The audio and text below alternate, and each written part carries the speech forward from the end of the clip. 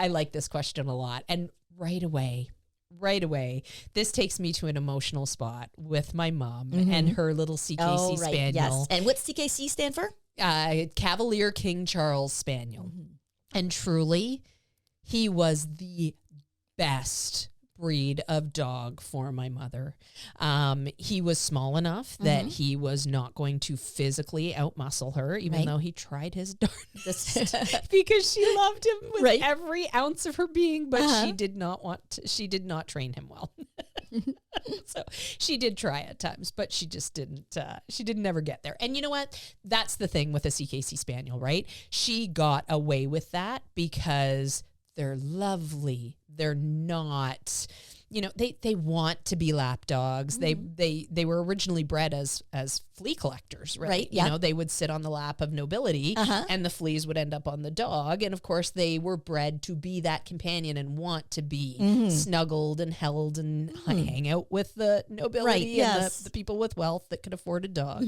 So that worked perfectly for her. Right. And breeds that are bred for companionship. Yeah. Yes, exactly. And there's lots of those. There's lots of dogs that are not bred with this great work ethic and desire, and they're happy to hang out on the couch all day. So I would say get something that physically you can manage, get something that energy-wise is reasonable for you. So what like a little Shih Tzu. It doesn't need a whole lot of exercise. So if it's slippery in the winter and you're elderly and you're having trouble getting out, you can throw the ball down your hallway to exercise the dog. Exactly. Absolutely. And like little games go a long way. Yeah. Little Bichons, things like that. Dogs that do not require a lot. Right. With any dog and any age and any person, think about your activity level and what makes sense to you. Right. Another thing to think about when you're older is little dogs require bending. Yes. And so if you're having trouble bending, that's another thing to consider.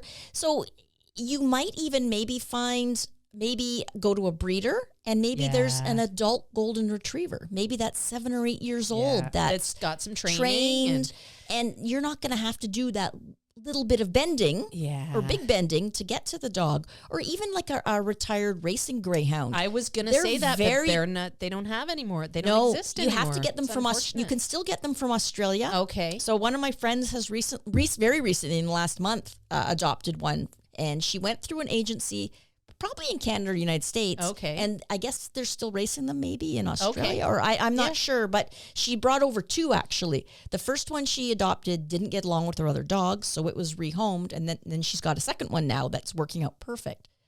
So like a tall sighthound, often they require less exercise than you think, and they're often quite sedate and they're tall. So often a puppy might be too much for. Like, it depends on how old. Like, often I know a puppy is too much for me. Right? Yes. Like, I know, if you're 20, you're thinking Shannon and I are elderly, but, we can still handle puppies. But, if you're Shannon and I's age, we're thinking like a 90-year-old, is elderly. So it all depends on your mobility too. Like, a puppy is often a lot when you're old. Sometimes getting that, or maybe like a rough collie that's, like 7 or 8 years old and is calm and nice and.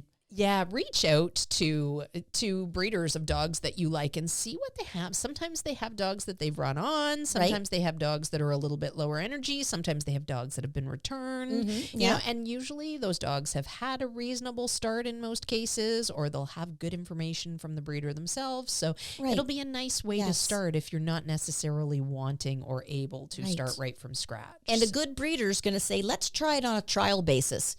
Take this dog and, if in a couple of months it's not working out, then I'll take the dog back. No problem at all. So if you're not sure, look for a breeder who will take the dog back. Yeah. Don't commit to something where the breeder's just, it's yours now. Same with a rescue dog too. Yeah, and something else that might be worthwhile for you to think about is maybe doing some volunteering at a shelter versus having a dog in your own home. And, obviously you'll have to work within your own capabilities, but a lot of the times there's dogs that would just enjoy somebody sitting with them and spending the time, a little bit of social time, building confidence, things like that. I think I saw a meme on Facebook where there was a man who went and just let cats sleep in his lap. So he Aw. went to the shelter and sat on a chair and just kind of snoozed himself, and the cats would sleep on his lap. There you go. I thought, you know what? I wish that was a full-time job. Yeah, absolutely. I would do that. Catnapper. Yeah, maybe it's not a scenario where you necessarily want to have the responsibility of the whole dog, but you can still Or foster. Foster is Yeah. as long as you're able to emotionally detach, Right. you don't end up with, they affectionately call foster fails. Yes. We have a few instructors who've done those, haven't we? Yes. And I would be a foster fail 100 times over. Yes. I definitely would have a hard time.